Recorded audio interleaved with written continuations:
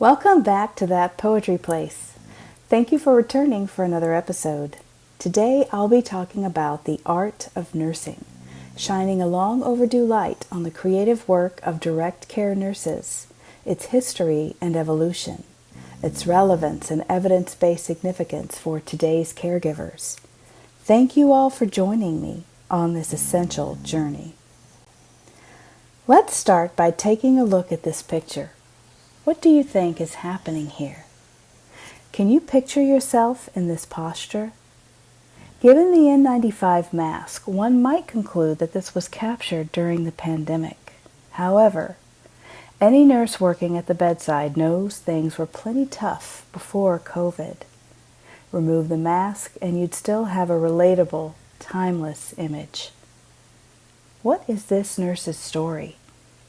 What is your story? Is it important for nurses to tell their stories at all? With my whole heart, I say the answer is yes, and I'm not alone. Enter the field of healthcare humanities. Simply stated, this is an interdisciplinary field of study that partners the arts with healthcare education and practice.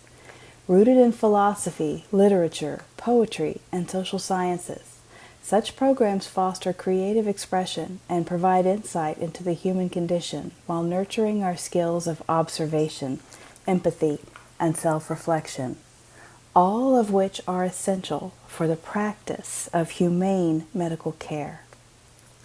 Further, current research reveals that writing stories and poems can help alleviate the emotional strain experienced by many caregivers as a result of their daily work.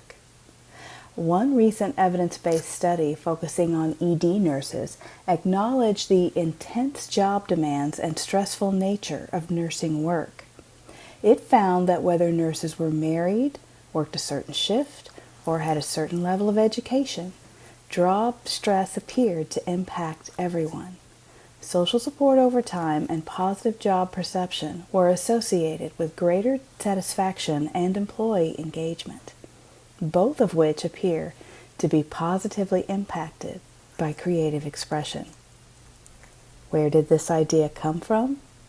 Who were the early pioneers and champions of nurse writers and artists? Let's start here. Walt Whitman, poet and volunteer nurse during the American Civil War, regarded as one of the most influential writers in the American canon, often called the father of free verse. Historian Mary Berenson said, "You cannot really understand America without Walt Whitman, without Leaves of Grass." During the Civil War, Walt traveled to the front lines when he heard his brother, a Union soldier named George Washington Whitman, by the way, was wounded. He arrived to find his brother in good health, but saw the great need for volunteer nurses. He stayed to care for others, later penning his poem, The Wound Dresser, about his battlefield experiences. An excerpt from this poem reads, "I onward go, I stop, with hinged knees and steady hand to dress wounds. One turns to me his appealing eyes. Poor boy, I never knew you, yet I think I could not refuse this moment to die for you, if that would save you." Years later, two visionary nurses named Judy Schaefer and Courtney Davis followed the path of Whitman, rallying a chorus of creative voices from the bedside, bringing the first international collection of stories and poems penned exclusively by nurses into the world. It was called Between the Heartbeats, and it was an awakening, a revelation, a bestseller. Here is the eponymous poem from that collection. "Will I dream?" she asks, before I push the syringe of drugs. She tells me of her dream the night before. The doctor was pulling yarn from her abdomen, red, yellow, green. It flowed down the table, across the floor, filling the room. In one corner sat her son, coiling skeins. In another, her daughter, knitting. She sleeps now. For stories spun between each heartbeat, I listen. Who has loved her? What home holds her? She weaves her dreams in silence. The life I see, I measure in minutes, keeping watch over its tangled knot. Between the Heartbeats was so successful, in fact, that these two pioneers brought two more anthologies championing the nurse's voice into the world. Together in Intensive Care, and Judy Schaefer, with the help of Kent State University Press, for the poetry of nursing. This poem is from Intensive Care. Thin margin. The only thing that separates us is that I have not yet been diagnosed. From the poetry of nursing. If Muerte comes and sits down beside you, you are lucky, because death has chosen to teach you something. Old Mother Death sits down beside me. Neither cruel nor kind, she does not take, she receives. We are, all of us, her wards. Contrary to what you may think, she is in no hurry. Only humans fret about time. She squats close to the earth, knees spread wide in a generous lap, and there, mossy shawl drawn close about her, she waits, shuffling the letters of her strange alphabet. I see her finger pads smudged with ink. I edge closer. I am ready to learn. Davis and Schaefer have also had a great deal of success publishing their own work, including Davis's Daughter, which was written for her daughter Lisa, who died of breast cancer during the COVID pandemic, and Schaefer's Wild Onion Nurse, which chronicles a 25-year career of healing and literature. Here are two poems from these collections. Counting, late September 2020. More than 200,000 in the U.S. have died of COVID or its complications, and 7 days a week my daughter wakes with her cancer, finds new masses, firm, visible lumps under her skin at the site of her mastectomy. Her oncologist wants to try off-label chemo or maybe a new double-blind drug trial in which the white cells of 80% of women crash and burn, requiring certain hospitalization, but no guarantee how many more weeks would be gained. No, she tells him, I'm alive, and I want to enjoy whatever time is left. God has a plan so deep, it's hard to understand. In October, there will be 2 full moons, a harvest moon that shines only every 3 years, and a blue moon on All Hallows Eve. In December, month of the cold moon, my daughter will be 54. We will see 13 moons in 2021, and today, in the 9th month, I offer this poem that has 29 lines, 210 words, each syllable a prayer that my daughter will live to dream.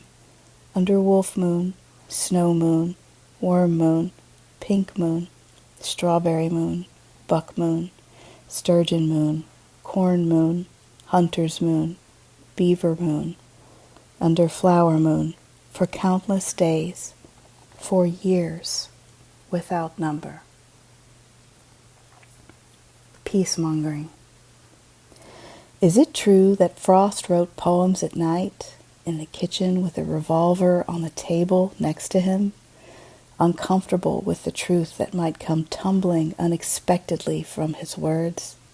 Did he become impatient with all the peacemongering? Do we all want, at some time, to rise up fighting and turn words into bullets and give up on prayer and plowshares, study and sacrifice? And like Frost, do we look and sound so predictable and undangerous?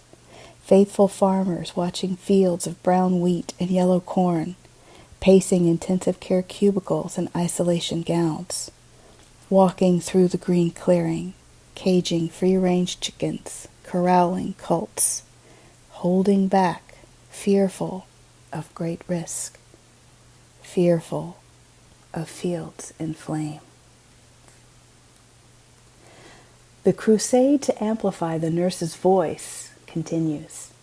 Here is an excerpt from The Language of Kindness, A Nurse's Story, another bestseller written by British nurse Christy Watson, who was in the U.S. recently to speak at the Founders Day Forum at Texas Woman's University and also as a speaker for the Narrative Medicine Lecture Series at Baylor University. When I return, the bedside nurse has already performed the EKG and has left the crescent moon of stickers around Betty's chest. They said it looked okay, she tells me. I'm not at all surprised. Betty lost her husband to a heart attack, and then she suffered chest pain. Though it's never advisable to jump to conclusions, I'm pretty certain she is experiencing a panic attack. Good news, I say, now to warm you up. The bear hugger is made of white, billowing paper like fabric, and once over Betty and plugged in, it encloses her in what looks like a mini hot air balloon. It's like having a hug, Betty says. She starts looking better almost immediately. She holds the ring on the chain around her neck. A bear hugger is exactly that. I'm going to leave you to get some rest now. Betty the nurse will be back in a while to check in on you, okay? She nods, half smiles. This material, she says, reminds me of my wedding dress. I look at the bear hugger, then at Betty's eyes. They have filled with light. I pause. Betty is not sick. She does not have thickened arteries requiring surgery and drugs and technology, but she does need something nurses can give. I pick up her hand again, the warmth of the machine making both of us exactly the same temperature. It's hard to tell for a second where my hand stops and hers begins. We had no way of getting material, Betty says, but we did have parachute silk. I stay another minute and close my eyes and listen. Betty has a wonderful story, and if I listen hard enough, I stop seeing a frail old woman alone in a hospital, and instead watch a young woman in a dress made from parachute silk, dancing with her new husband, Stan. Recent studies have found that acute illness can result in physical and emotional trauma for patients and caregivers alike, even to the point of producing symptoms of post-traumatic stress syndrome. Effective nursing leadership requires the advancement of innovative solutions that address the continually evolving needs of patients and caregivers. This includes prevention of secondary harm from emotional distress. In response, many healthcare training programs are now integrating arts education into their curricula to get a head start on healing the healers. One example is the Art Rounds Evidence-Based Project at the University of Texas Health Science Center in San Antonio. Nursing and medical students study art together at the McNay Art Museum. The goal is to observe and look, and then to look some more, focusing on objective details at first, then exploring how the art makes the students feel. Those in charge of this project found that it increases emotional awareness and one's comfort with ambiguity, instills a sense of curiosity, and also appears to enhance the wisdom, self-efficacy, and cognitive wellness of the participants. The students studied art, but also made art at the direction of a trained instructor. Additional classes designed for the project were the art of listening, taught by a music professor, and the skills of observation, taught by a radiologist. But what about practicing nurses who find solace and refuge in visual art, those already at the bedside? They're out there too. Here are a few examples. Giuliana Paradisi is a retired oncology nurse and a cancer survivor herself, who operates a small art studio in Portland. Here are 3 of her beautiful paintings. Valley Fox is a cardiovascular nurse in New York. Her art is electric and inspiring, and if you ask me, colors the human heart with hints of Georgia O'Keeffe. Melissa McCulloch is a behavioral health nurse in Boston. She says, "This painting is about how when everything feels completely out of control, the nurse must maintain her composure." Therese Herron is a dermatology nurse in Mesa, California. In these paintings, she pays homage to the early days of nursing and its most iconic uniform identifier, our white caps. A 2015 study found that graduate nurses undergo a critical adjustment period. That's no surprise, right? It also found that greater than 40% of new nurses quit in their first year of practice due to reality shock and/or burnout and compassion fatigue. Again, let me say, this was 2015, long before the brutality of the COVID pandemic. This is a devastating statistic. We must find ways to impact our new nurses early, to give them the tools to help with what we know is coming, and for the storms we have yet to endure that we never see coming. Telling our stories and sharing the art that grows inside our hearts as we care for ourselves and others is a wellspring, a renaissance. I hope you will all pick up your pens and your brushes as a result of what you've heard here today. What an honor it is to do this work. Thank you for listening.